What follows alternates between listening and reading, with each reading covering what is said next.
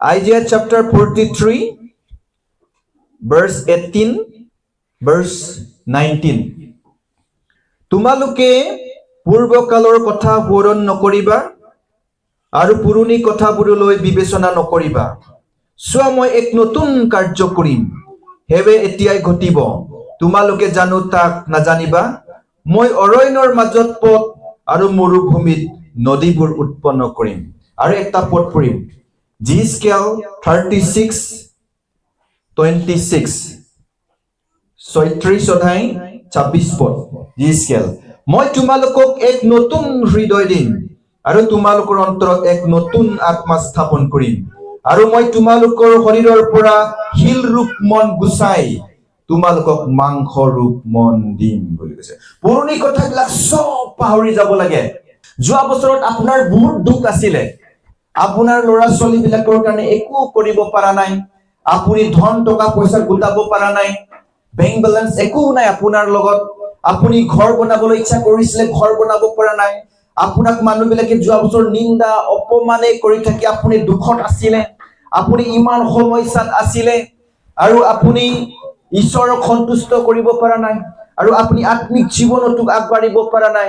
বহুত দুখ আৰু সমস্যাৰে আপোনাৰ সেই বছৰ পাৰ হৈ গৈছিলে। কিন্তু এই বছৰত এনেকুৱা আপুনি এটা ডিচিশন ল'ব লাগে, ঈশ্বৰ বাক্য লৈ পেলাই চলিম আৰু এই বছৰত মোৰ জীৱনত আশীৰ্বাদ হ'ব, এনেকৈ বিশ্বাস কৰি পেলাই আজি আপুনি নিৰ্ণয় ল'ব লাগে। Praise the lord, hallelujah. যোৱা বছৰ আপোনাৰ লগত দুখ আছিলে, এই বছৰ দুখ নহব। যোৱা বছৰ আপোনাৰ পৰিয়ালবিলাকে দুখত আছিলে, এই বছৰ আপোনাৰ জীৱনত দুখ নহব। ঈশ্বৰে আপোনাক আশীৰ্বাদ কৰিব, ঈশ্বৰে আপোনাক কামবোৰৰ ৰাস্তাবিলাক আপোনাৰ কাৰণে উৎপন্ন কৰিব। মৰুভূমিত নৈবিলাক উৎপন্ন কৰিম বুলি কৈছে আৰু অৰণ্যত পথবিলাক তৈয়াৰ কৰিম। আৰু যেতিয়া মোৰ জীৱনতো কেতিয়াবা কাম বন নথকা হৈ যায়, সমস্যা হৈ যায়, কেতিয়াবা চলিবলৈ দিগদাৰ হৈ যায়, কেতিয়াবা সাপোৰ্টটো 1 টকাও নাই, কিন্তু মোৰ এটা ডিচিশন আছে, মোৰ এটা নিৰ্ণয় লৈছিলো সৰুৰ পৰাই, মই ঈশ্বৰ কাম কৰিম। মই থিওলজিকেল পঢ়িলো নপঢ়িলো, মই ঈশ্বৰ কাম কৰিম। কোনোবা মোক সহায় কৰক নকৰক, কোনোবা ধনী মানুহে মোক সহায় কৰক নকৰক, মই হলে ঈশ্বৰ কাম কৰিম, কোনেও মোক ৰখাব নোৱাৰে। এনেকা কথাবিলাক মোৰ জীৱনত আছে। এইটো কাৰণে মই যেতিয়া মোৰ দুখত হওঁ, যেতিয়া মই সমস্যাত পৰো, যেতিয়া মই নিৰাশা হৈ যাওঁ, কোনেও মোক লগত লগ নিদিয়ে, কোনেও মোক ইনকাৰেজ নকৰে, তেতিয়া মই এইটো বাক্যবিলাক মনত পেলাই প্ৰাৰ্থনা কৰো। Praise the lord. এইটো বছৰত ঈশ্বৰে মোৰ কাৰণে অৰণ্যত ৰাস্তা তৈয়াৰ কৰিম বুলি কৈছে। ঈশ্বৰে মোৰ কাৰণে ৰাস্তা তৈয়াৰ কৰিব। ঈশ্বৰে মোৰ জীৱনবিলাক শুকাই গৈছো, মই আত্মিকত নাই, মই প্ৰাৰ্থনাত দুৰ্বল হৈ গৈছো, ঈশ্বৰৰ বাক্যত দুৰ্বল হৈ গৈছো, মই ঈশ্বৰৰ ভাল সম্পৰ্ক গঢ়িব পৰা নাই। কিন্তু এই বছৰ ঈশ্বৰে মোক পবিত্ৰ আত্মা দিব। যোৱাকালি 12 বাজিত মই প্ৰাৰ্থনা কৰিছো, হাত তুলি পেলাই লৰ্ড বুলি কৈছে, এই বছৰ তোমাৰ পবিত্ৰ আত্মা দান কৰা বুলি কৈছে। প্ৰেইজ দ্য লৰ্ড, খালি একো নালাগে পূৰ্ব বুলি কৈছো। 12 বাজি বিছনাত আঁঠু লৈ পেলাই হাত তুলি প্ৰাৰ্থনা কৰিছো, প্ৰভু এবছৰ মোক তোমাৰ পবিত্ৰ আত্মাৰে মোক চলাবা। যিমান বছৰবিলাক মই তোমাৰ পৰিচৰ্যা কৰিলো, মই বহুত দুৰ্বলতাৰে উইকেৰে মই তোমাৰ পৰিচৰ্যা কৰিলো। প্ৰভু মই বহুত পঢ়া লিখা কম আছে, জ্ঞান বুদ্ধি নাই, কিন্তু কি কৰিম, মই আপোনাৰ বাক্য প্ৰচাৰ কৰিলে বহুত শান্তি পায় বুলি কৈছে। Praise the lord. প্ৰভু মই আপোনাৰ বাক্য প্ৰচাৰ কৰিলে ইমান শান্তি পায়, এইটো কাৰণে মই বেলেগ দিশত মই যাবলৈ ইচ্ছা নকৰো, মই আপোনাৰ কাৰ্যতহে মই আগবাঢ়ি যাবলৈ মন আছে। Praise the lord. ঈশ্বৰে এনেকৈ আমাৰ কাৰণে ৰাস্তাবিলাক তৈয়াৰ কৰিব বুলি বাইবেলত আমাৰ কাৰণে তেওঁ প্ৰতিজ্ঞা কৰি পেলাই ৰাখিছে। এই প্ৰতিজ্ঞাবিলাক আমাৰ হৃদয়ত লৈ পেলাই আজিয়ে আমি নতুন বছৰ যদি আমি আৰম্ভণ কৰিম, যোৱা বছৰত আপোনাৰ জীৱনত একো সাকসেস নাছিলে, একোই হোৱা নাই, জিৰো আছিলে, কিন্তু এই বছৰ যদি আপুনি এই বাক্যবিলাক লৈ পেলাই যদি আপুনি আগবাঢ়ে, আপোনাৰ ঘৰ হ'ব, আপোনাৰ ল'ৰা ছোৱালী ভালকে আপুনি পঢ়া লিখাত আগবঢ়াই নিব পাৰিব, আনন্দ হ'ব আপোনাৰ ঘৰত, শান্তি আহিব আৰু পবিত্ৰ আত্মাই আপোনালোকক লিড কৰিব। Praise the lord, hallelujah. এইটো কাৰণে ঈশ্বৰে কৰিব নোৱাৰা কাম কি আছে? ঈশ্বৰে আমাৰ কাৰণে ৰাস্তা মুকলি কৰিব। Praise the lord.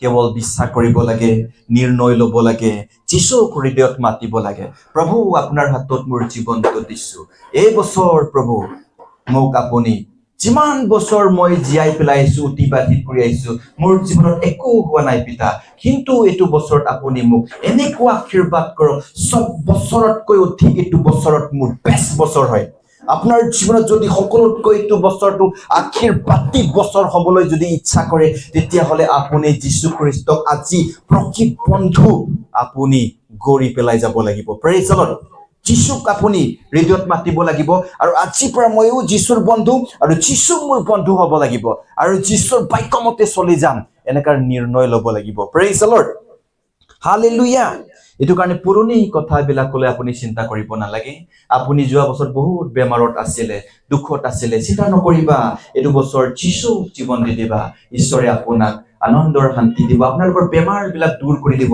আপোনাৰ অভাৱ নাটনিবিলাক ঈশ্বৰে দূৰ কৰিব এই বছৰত আপোনাক আশীৰ্বাদ কৰিব কেৱল এই বাক্যবিলাক হৃদয়ত ৰাখি পেলাই আজি প্ৰাৰ্থনা কৰি পেলাই সিদ্ধান্ত কৰি পেলাই যাব প্ৰভু পুৰণি পাপবিলাক সব এৰি দিম পিতা লৰ্ড পাপটো এৰি দিব লাগে দেই পাপটো আমি এৰিব লাগিব এদিন মই এটা কিতাপত পঢ়ি আছিলো এজন মানুহে তাৰ ঘৰত বৰল সৰু বৰল এনেকা বৰল ন সৰু বৰল আছে বুলি কৈছে আৰু 3-4টা বৰলটো বৰহল বুলি ক'ব লাগিব হয় না বি বৰলটো আছে বুলি কৈছে অলপ ডাঙৰ হলে ভাঙি দিম সৰু আছে এতিয়া বুলি ভাবিছে বুলি আৰু এনেকা কৈছে এনেকা ঘৰৰ মানে ব্ৰান্দাত আছিলে বুলি কৈছে আৰু দিন সেই বৰলটো লাহে লাহে লাহে লাহে লাহে লাহে ডাঙৰ হৈ গল বুলি কৈছে আৰু ডাঙৰ হোৱাৰ পাছত হি খুচিব গৈছে বুলি ইটো ভাঙি দিম বুলি আৰু যেতিয়া সেই ডাঙৰ বৰলটো যেতিয়া তেওঁ ভাঙিবলৈ গৈছে তাক ইমান বৰলহে কামুৰিলে বুলি কৈছে বোলে গোটেই মুখটো বুলি কৈছে ফুলি গল বুলি কৈছে আৰু ফুলি যোৱাৰ পাছত দুখ আৰু কষ্ট পোৱাৰ পাছত তেওঁ চিন্তা কৰিছে বুলি কৈছে মই এই বৰলটো সৰু সময়তে যদি মই ভাঙি দিলেহেঁতেন আজি মই ইমান কামৰা নাখালেহেঁতেন হয় হয় ইমান মই বিজি চেলেন ল'ব নালাগিলেহেঁতেন ইমান মোৰ খৰচ নহলেহেঁতেন এতিয়া মই দুখ কষ্ট পাই আছো এটো কাৰণে কিছুমান পাপবিলাক সৰু সৰু থাকোতেই আমি এৰি দিব লাগে ডাঙৰ হৈ গলে পিছত বহুত দিগদাৰ হয় এৰিবৰ কাৰণে দেই ডাঙৰ হৈ গলে এৰিবলৈ বহুত দিগদাৰ হয় এটো কাৰণে মইও প্ৰাৰ্থনা কৰিছো প্ৰভু মই বহুত প্ৰাইড হৈছো মই বহুত অহংকাৰী হৈছো মই বহুত ফুটানি হৈছো বাইবেলত কৈছে অহংকাৰী মানুহবিলাক ঈশ্বৰে পেলাই দিয়ে বুলি কৈছে ন ঈশ্বৰৰ বাক্যবিলাক ৰিমাইন্ড কৰিছো পুনৰাই ও গড বুলি কৈছে এই বছৰ মোক নম্ৰ বনাবা বুলি কৈছে প্ৰভু এই বছৰ মোক নম্ৰ বনাবা আৰু মোক ধৈৰ্য দিবা নহলে প্ৰভু মইও দেখি আছো বহুত দূৰৰ পৰা চাই আছো মোৰ জীৱনটো নষ্ট হ'ব প্ৰভু হয় না কাৰণ মোক সৰু হৈ যাবৰ কাৰণে প্ৰভু মোক সহায় কৰিবা বুলি কৈছো মই এনেকা প্ৰাৰ্থনা কৰিছো এটো কাৰণে সৰু থাকোতেই পাপবিলাক কিছুমান এৰি দিব লাগে বেয়া কথা কোৱা হিংসা নিন্দা অপমান আপোনাৰ কি বেয়া হেবিট আছে হেতু যীশুৰ নামত এৰি দিব লাগে বেছি ওপৰৰ পৰা পঢ়িলে বহুত বিখাই বুলি প্ৰিচাৰ বিলাকে শিকায় হয় বেছি ওপৰৰ পৰা পঢ়িলে বহুত জোৰকে বিখাই বুলি কৈছে ওচৰৰ কিতাপ পঢ়ি গলে ইমান নিবিখাই বুলি কৈছে হয় কিছুমান দেখিছা বিল্ডিং ওপৰৰ পৰা পঢ়িলে হাত ভৰি একেবাৰে ভাঙি যায় হয় না দেখিছা নাই কিছুমান বহুত পাপ কৰি কৰি কৰি নেৰে বুঢ়া বুঢ়ী হৈ যায় এটো কাৰণে ঈশ্বৰৰ উপায় নাপায় যা তই হাত ভাঙি ঘৰতে বহি থাক বুলি কৈছে বহুত মানুহবিলাক মই দেখিছো বাইবেলত লিখা আছে তোমাৰ এটা হাত দিও নাভাঙিব বুলি কৈছে তাইওতে কৈছে বাইবেলত লিখা আছে তোমাৰ বুঢ়া বৃদ্ধা হৈ গলে তোমাৰ এটা হাত দিও নাভাঙিব বুলি কৈছে ঈশ্বৰে আপোনাক ৰক্ষা কৰিব কিন্তু ইমানে পাপ কৰি থাকে ৰিপেন্ট নহয় পুৰণি জীৱনটো নেৰে নতুন জীৱন যাপন কৰিবলৈ সিদ্ধান্তই নলয়